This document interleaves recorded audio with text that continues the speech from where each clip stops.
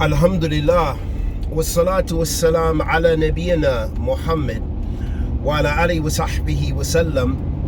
Amma ba'da, habati fillah. Assalamu alaikum wa rahmatullahi wa barakatuh. Hayyakum Allah jami'an.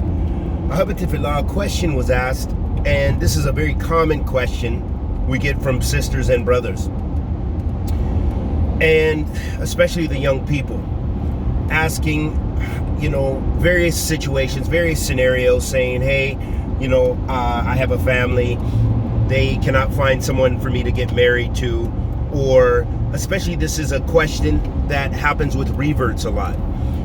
And ahabati fillah, unfortunately, in many of the scenarios, you're on your own, number one. Number two,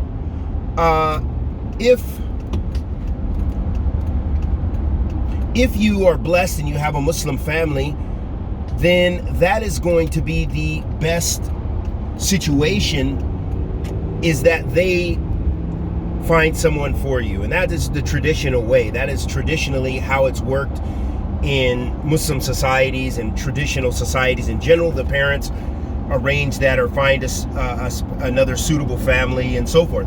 Of course, many of us don't have that option. So it can be very difficult. But so secondly, I would say is you need to be tied into a community, bi'idhnillah. The COVID-19 makes this very difficult. We're away from each other. We don't have those regular interactions that we should have as Muslims. So this makes it also difficult too, and challenging.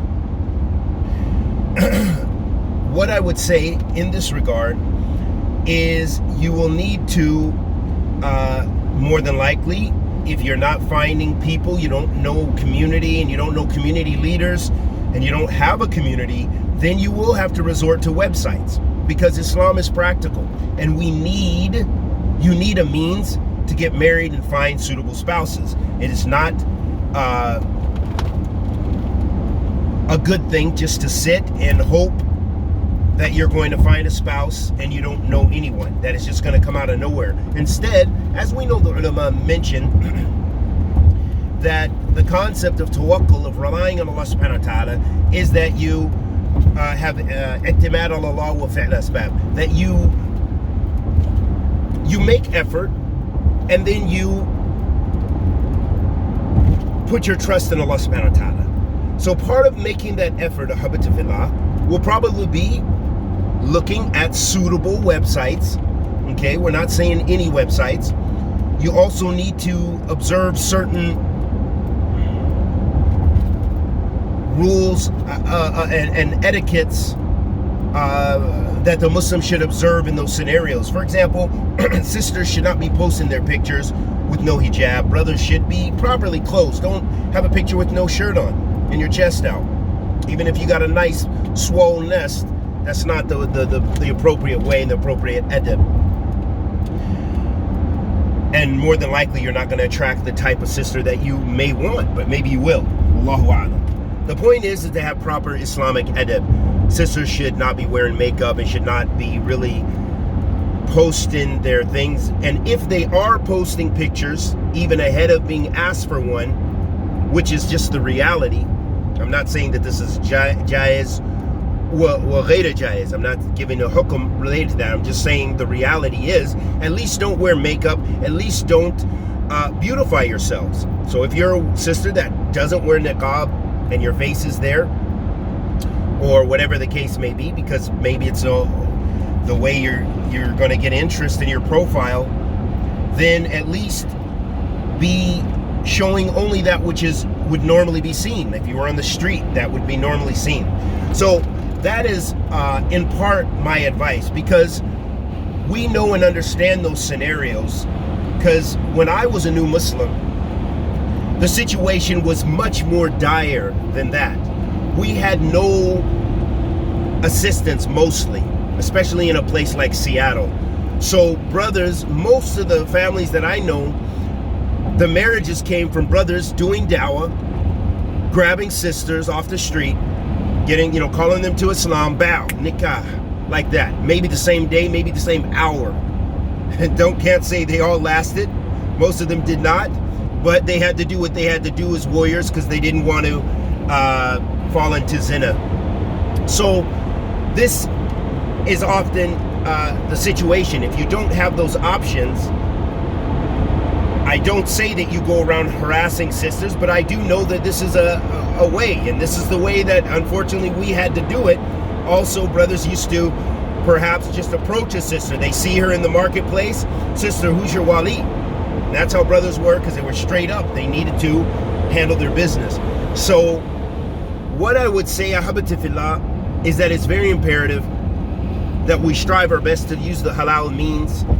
You're not, you are approaching for marriage. You're trying to marry. You're trying to be halal. So you're going to have to strive to open up those possibilities for yourself, because it's not an easy scenario. It's very difficult. Unfortunately, many of the people are not there for you to assist you in these scenarios. So I would say for the person, the young person, or the old person, or the medium person, the person in the middle, that you will have to look at the various ways to strive to find a suitable spouse. Try to keep as halal as possible. Try to be halal, plain and simple. Don't go beyond the bounds. But again, we're living in the West. We're not living in Saudi Arabia. We're not living in Yemen. And what would be aib and difficult according to their urf, according to their culture, in our culture would not be the same. And here we're talking about culture. We're not talking about the Islamic hukum of halal and haram. But we're talking about the ma'ruf of the society. So it's going to be different. Whereas in Yemen, you're not really going to be able to, although I do know brothers who've done it, approach sisters in the marketplace or whatever, and more than likely were rejected based upon that as well. But that was not in the past from their culture. And although things are changing, it shows us how culture changes. But getting back to the crux of the matter, you will have to strive your best to make legitimate efforts to get married and put your trust in Allah subhanahu wa ta'ala, fear Allah subhanahu wa ta'ala as much as possible, and strive and make kathra to dua, because really the natija is with Allah subhanahu wa ta'ala. We can't have any success without Allah subhanahu wa ta'ala. And it's easy to pay lip service to that, but that's absolutely true. We need our Lord, so we need to be obedient to Him. We need to beg Him for His assistance, and we have no pride in that. إِنَّ الَّذِينَ يَسْتَخْبِرُونَ عَنْ عِبَادَتِي سَيَدْخُلُونَ جَهَنَّمْ دَاخِرِينَ. Allah subhanahu wa ta'ala mentions about those who have kibr and arrogance with regards to making dua to Him, with regards to ibadah. إِنَّ الَّذِينَ يَسْتَخْبِرُونَ. Verily those who are arrogant with regards to worship of us, they're going to be in Jahannam, in the hellfire. That's a wicked abode for them. That's where they're going to be and reside in. وَعِيَاذٍ بِاللَّهِ وَإِيَّاكُمْ مِنْ جَهَنَّمْ. So put your trust in Allah subhanahu wa ta'ala. Kathrat to supplication, lots of dua, and strive. You will have to do whatever it takes to save yourself from the fire, especially if it gets to a situation you feel the danger, you feel the pressures of the society, because we know these things. We know these things. We're not new to this. So you're going to need to take some hardcore, go to the street, get it handled, and get married type methods within the gates of halal. Allah yabarak fikum. أسأل الله كريم رب العرش العظيم أن يتولنا في الدنيا والآخرة وصلى الله وسلم على نبينا محمد.